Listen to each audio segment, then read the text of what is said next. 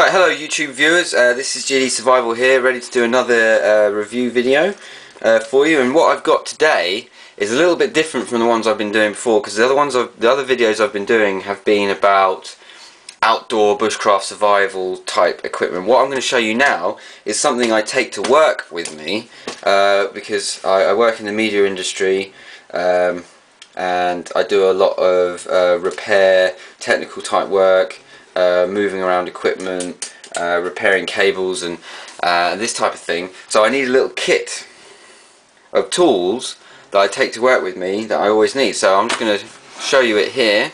This is what I take to work with me. I don't always have it on my person, but it will be in my bag, in my my everyday carry bag or whatever, my backpack with my laptop and stuff. So this is just a kit, and like I've said to you so many times before, I'm all about kits within kits because it keeps your stuff organised. You know where everything is, you know where you can find it.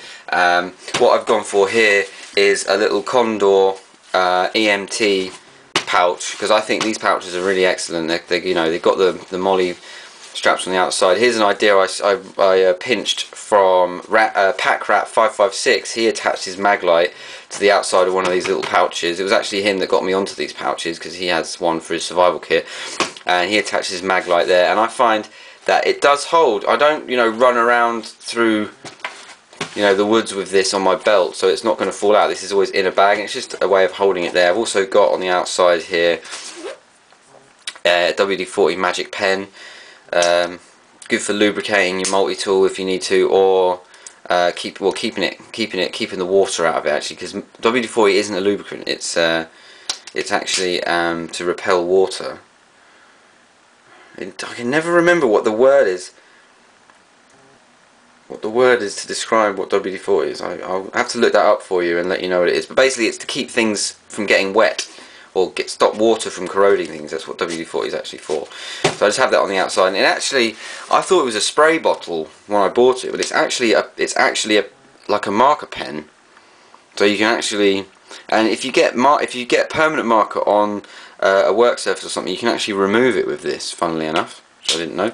But anyway, so there's like a little WD-40 pen. That was about £3 from like from a we call them in the UK DIY stores. In the States you'd call it a hardware store.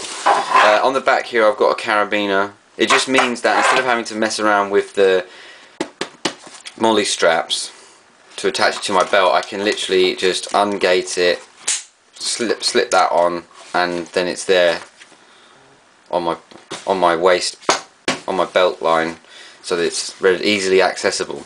Right, so moving inside the kit, what do I have hidden inside here? Okay, obviously a pen, just a standard biro, clicky, I think it's Papermate pen. Obviously need a pen. Here's because obviously I work in media, I do a lot of making DVDs and CDs and stuff, so this is it is just a marker pen, but it's actually a marker pen specifically designed to dry onto CDs and DVDs, because your Sharpies and stuff, although they write on pretty much anything, you write on a CD and it takes forever for it to dry, whereas this is fast drying, so that's ideal for writing on discs. I've got a little notebook pencil diary thing here with some important information. It's not really, I don't really need to tell you what that information is, but it's just some important information. There's some rubber bands there to hold the whole thing together. It's just a little diary that I keep to keep organised, keep my notes. It's got the days there. So there's the diary. I've got a couple of cable ties here. Now you might say, why have you got the cable ties like that? Well, actually they're not cinched. They're actually backwards, so that when you want to use them, you flip them around and then they go in. So the reason why I do that is just because it's a bit annoying. You open your bag and these all ping out of the bag, so I just keep them like that, so that if I want to use one, I pull it out, flip it over, push it in, and then it's ready to go. So it's just a way of keeping them tidy and out of the way, because I tend to find that if you've got like 10 or 15 cable ties and they're all pointing up at you try and put your hand in to get something out and it just gets in the way, so I just have them like that because it's easier for me. There's some batteries for my LED mag light. I got the LED one. I used to have the bulb ones. What's the bulb called again? I've forgotten. Tungsten bulb ones, but the bulb, obviously, LED is the way of the future. It's a much better thing. And actually, I got this free with a D-cell, a triple D-cell mag light that I bought, which was LED, and this came with it free. So I thought, that's a good deal. You know, you get both, two for the price of one. So I got an extra flashlight. And obviously, I don't take my Phoenix TK10 with the or my Sidewinder Streamlight to work with me, because I don't want to lose it. I don't want to damage it. So, you know, take a mag light, because it's a decent torch. It's going to last. It's fairly solid. You know, you don't need to be going into a work environment with your tactical, you know, flashlight with your CR123 battery, spending a fortune on batteries, and then what happens if the batteries run out? You can't find anywhere to get the batteries. You go to the petrol station where they sometimes sell camera batteries, and you pay, you know, 12 quid for one battery. It's just jokes. So I take standard AA LED mag light. Done. What else have I got? I've got a pencil. Sorry, I should have added that in there. So there's pencil. I've got two pencils, a marker pen, and a biro. Standard. Now, here we go. Now, I've had this for years. Someone gave it to me as a gift when I was about 12, and I've had it ever since. I've had this going on 15 years now. I've had this multi-tool, and it's the original Leatherman. The original Leatherman. The first, well, not the first one, but it's like the first of the modern type ones that they did. So, you know, you've got your pliers with your bolt grip, with your wire cutter, then you've got a can opener and a Phillips and a micro flathead and a file, and then on the other side you've got a knife, and as you can see there, somehow managed to snap the end of the knife off. Now the interesting thing, maybe some of you guys can help me, this was a gift, so I don't have the receipt, so can I still send this back to Leatherman to get a replacement blade, or what do I do? Can I ask them for a replacement blade? Do they still make replacement blades for this one? I don't know. Maybe you guys can give me some tips on that. There's a little punch, another flathead screwdriver, and a bigger flathead screwdriver. So, you know, it's basic tools covered, and the reason why I take this to work is I've had it for so long, it's already beaten up. I like using it. I don't need, you know, it's not massively lightweight. You can see I keep it well oiled, because, you know, you just need to keep it.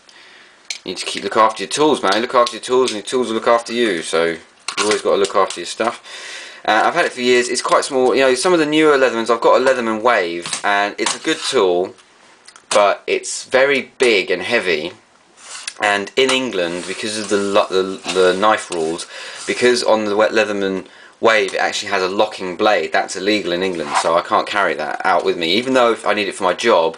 I can't carry it, but I can carry this one because it doesn't have a locking blade, and I can justify it for my job because I do actually use it for, well, I mean, you can see it right there. Of course I need a multi-tool because I'm working with these bloody things, and anybody knows if you've got cable ties anywhere, you need a knife to cut them off, or you need a pliers, wire cutters or something to cut the things off. So that's the answer to that in one, basically.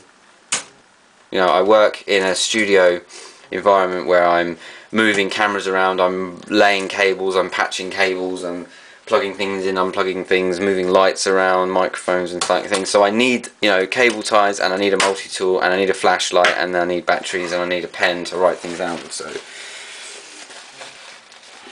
what else have we got? Okay, little bit of duct tape wrapped around, bit of cardboard. Obviously, like I said, work in a media environment, so duct taping, gaffer tape we call it in England, gaffer tape, so I'm gaffering everything all the time. Alcohol hand gel, obviously self-explanatory. Some wet ones, funnily enough, these they've only started selling these in England recently, but you get them all over the place in the States. A little bit of Vaseline.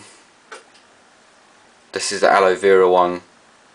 I mean, really, you know, those are two fire starting sources there. If I really needed to in an urban survival situation, I needed to start a fire, you know, I've got a Leatherman, I can chop some wood up, can make some tinder with. I've got this to make the fire with. I smoke, so I always have a lighter with me. So there you go. There's some tissues, some more of those KFC little hand wipes, and that's it. So that's my Is that it? That is it. So that's my urban EDC, you could call it, but actually it's just what I take to work with me, because I find that I've needed every single one of these items at one point or another, and it's just a mission having it all in your pockets because there's not enough room. So I just put it in a little bag, little Condor EMT pouch, picked off eBay for about 12 quid, which is what, $18, and yeah, it does the job, it does the trick. So there you go, kit within a kit, like I always say, kits within kits. So right then, thanks YouTube, thanks for viewing. This is GD Survival signing off, and I hope to catch you on the next video.